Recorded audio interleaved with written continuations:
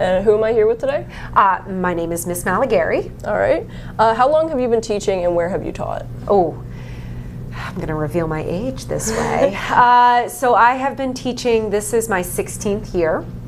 I taught middle school for 8 of those 16 years. I started my career at Monocacy Middle School here in Frederick County, and then I moved to Windsor Knolls Middle School.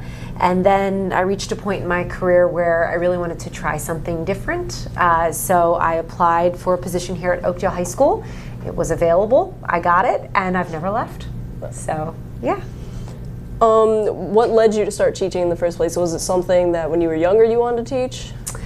So actually, I don't have any teachers in my family, so it really wasn't something that I saw other people doing. I, for the most part, enjoyed my experience in school, and I really wanted to, I think, to carry that experience forward. I did have a rough middle school experience. So for 3 years, middle school was really, really challenging for me. Not academically, but more socially. I was unfortunately bullied, and that really kind of like left a mark on me. So when I started thinking about a career, I knew I liked school. I know I liked education, and I wanted to, I think as an adult, have an opportunity to show kids that it really does get better, and that you might experience something hard in school or challenging in school, but it does get better. There is light at the end of the tunnel, and I wanted to make sure that kids knew that and could experience that and have a positive experience while in school. Yeah, because you knew from experience how middle school could be like. Yes, yes. Okay. Rough 3 years, I think for most of us anyways. Yeah. So what was it you think exactly that made you switch from middle to high school? After 8 years of being in middle school, I missed not being able to really kind of like develop relationships with students and see their growth. So when I was teaching middle school, I would traditionally teach 7th and 8th graders, and they would leave and that was kind of it. I would never hear from them. I would never find out like what they were doing in high school or where they went to school or what jobs that they had, and I really wanted to see kids grow. And coming to high school, you might teach a student as a freshman, and then you might have them again as a junior, and then you might see them in the hallway as a senior or see them at graduation, and you really get to see them kind of go through that, starting as a young freshman without really knowing or understanding what high school is going to be like, and them really finding themselves over the course of the 4 years. So that's really been kind of what I've loved about being in high school, seeing students mature, seeing them find themselves, seeing them go off and go to college and get jobs, and some of them have come back to Oakdale to teach. Yeah. So that's been really cool. Have you ever considered teaching a different subject, and what would be the reason for the switch, and what would you teach instead? I mean, I'm a social studies girl at heart. I love social studies. History is just a passion of mine, but I think if I were to teach a different course, or rather a different subject area, I would probably do English. English? Yeah, I enjoy reading, I enjoy discussing novels, I'm in a book club, so I think English would probably be the next path if I did decide to change. Are you more of a fiction or nonfiction fan? Ooh, good question. I love a good historical fiction. Me too. Yeah, you get the little bit of history, you get the little bit of, we've exaggerated the story to make it better to read. Yeah. So, yeah, I think I really like the historical fiction. Okay.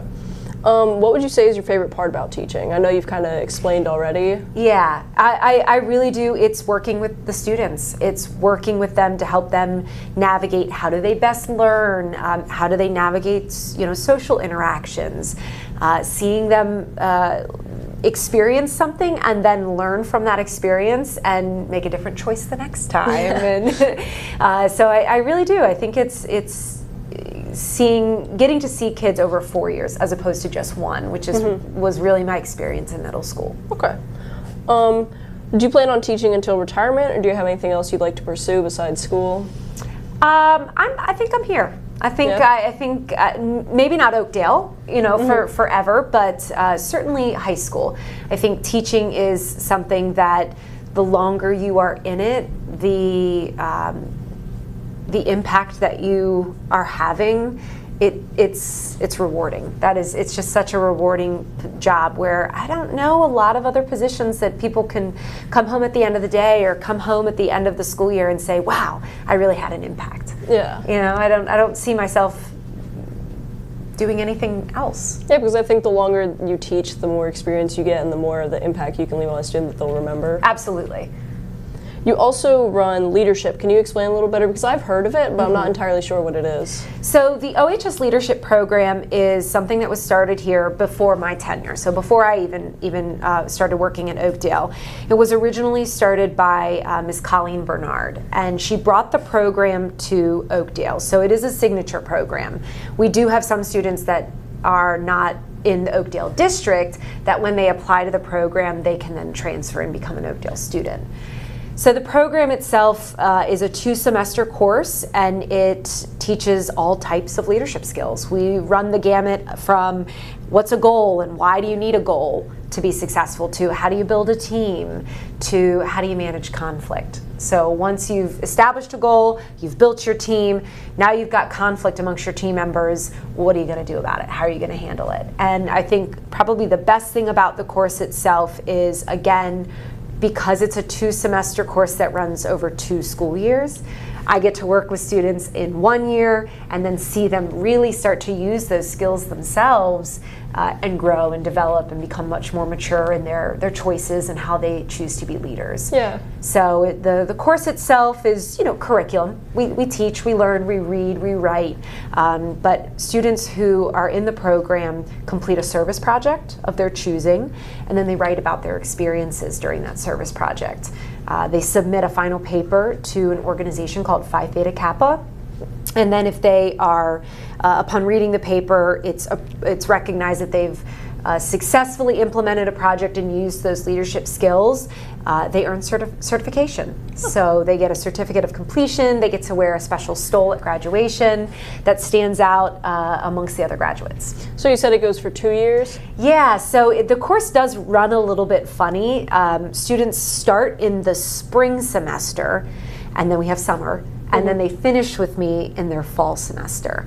And the layout of the course is done so that we learn skills in the spring, they implement those skills during the summer when they're implementing their service project, and then in the fall we finish up and they write their paper and they submit it. I was going to say, do you typically see a lot of change through the summer? Absolutely. Okay. Absolutely. A lot of students, the things that we talked about, when they're reflecting, it's like, oh, now I get it. Now I know why we talked about that. So how do you actually join? Do you have to sign up, or? Yes, there is an application process. So applications will actually open in October. Freshmen and sophomores can apply to be in the program. It's through a Schoology group. There's an application process. The applications are then reviewed by a small committee of teachers here at Oakdale, and then they're ranked. All of the applications are ranked, and we traditionally choose anywhere from 60 to 65 students. Because I am the only teacher that has the course, I am limited in the number of students that I can accept. Okay. And have you run any clubs currently? Currently, I'm not an advisor of any clubs. In the past, with Miss Ehrlich, we ran the junior class club, which helped to plan prom, but we have since decided to kind of work on our own things. So at this point in time, I'm not an advisor, but if something were to come up that really interested me, I might consider being an advisor again. Yeah, I was going to ask, is there any kind of like unique club you would like to run if students were interested? I really enjoyed planning prom, so anything that would require planning of service projects. If there was a club that wanted to really kind of focus on doing service projects and offering students service hours throughout the course of the year, I would say that that's probably more in line with my area of expertise. Okay. Let's see. If you didn't become a teacher, what else would you maybe have been interested in? Oh gosh, that's a really hard question. I don't know. I guess teaching was always something that I wanted to do, so I'd never even thought I never even considered another career. I think I'm past my prime for being a singer or an actress. I'm not really an athlete. I'm not coordinated. You know what I do like to do? I love to host. Yeah. I love to host parties. I love to host gatherings. I like to bring people together. So if another career presented itself, or if I didn't go into teaching, I might open like my own like event planning, or something that allowed me to work in that field.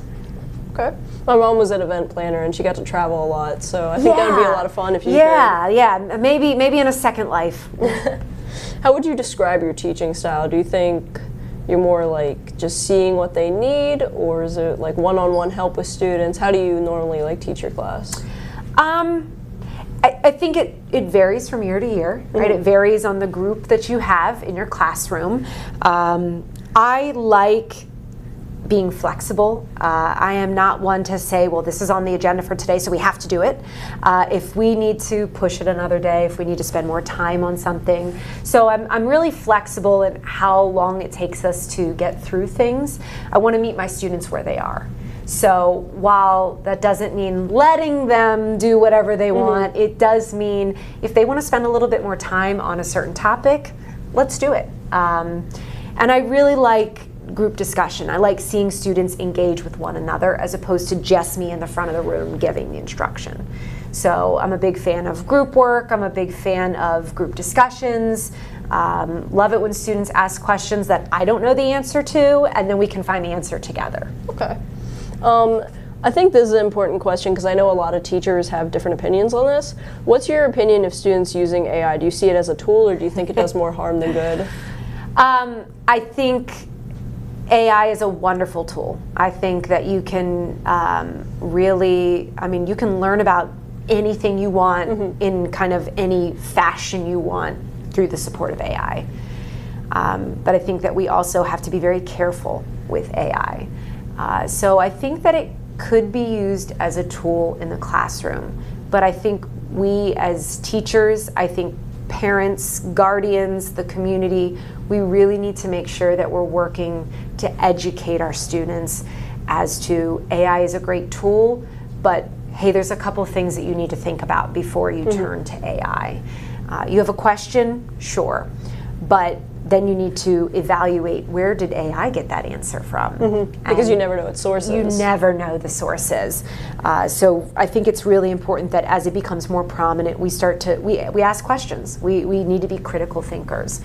And so it's going to be an interesting, I think, time for teachers and for students, and we need to try to work together to figure that out. And then if you could give your students a message that you hope would stay with them for a long time, what would it be? Be better. Be better tomorrow than you were today, right? There's always something that we can work on, always something that we can improve with ourselves, how we interact with others. So I think that that's probably my message, is just be better tomorrow than you were today. All right. And is there anything you'd like to add? Well, I appreciate being considered for the interview. Thank you so much for your time, and these were excellent questions. Thank you. And I really appreciate this opportunity. Thank you. Yeah, thank you. Of course.